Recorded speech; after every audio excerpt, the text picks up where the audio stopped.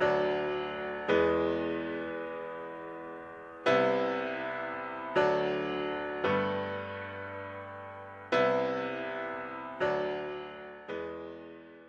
I'm Amor Towles, the author of A Gentleman in Moscow and Rules of Civility.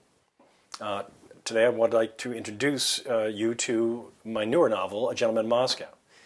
The book has a rather unusual premise in that it opens at a Bolshevik tribunal in the Kremlin in 1922, where a 30-year-old aristocrat is being interviewed. And in the course of this brief interview, it becomes clear that the Count wrote a poem as a young man that was very popular with the revolutionary generation. So he has some fans in the upper ranks of the party, as it were.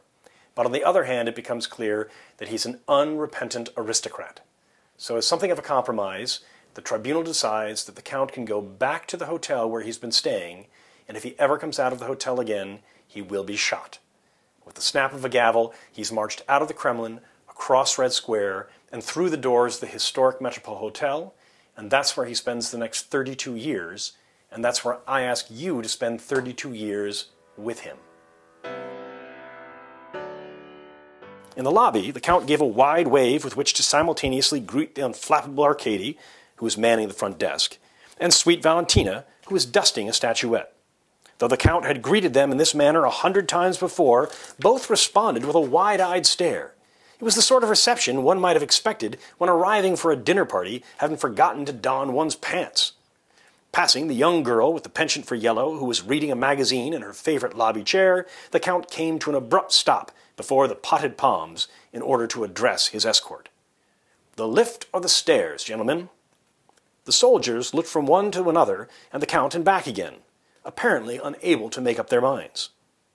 How is a soldier expected to prevail in the field of the battle, the Count wondered, if he cannot be decisive about ascending to an upper floor? The stairs, he determined on their behalf, then vaulted the steps 2 at a time, as had been his habit since the academy. On the 3rd floor, the Count walked down the red-carpeted hallway toward his suite, an interconnected bedroom, bath, dining room, and grand salon with 8-foot windows overlooking the lindens of Theatre Square. And there the rudeness of the day awaited.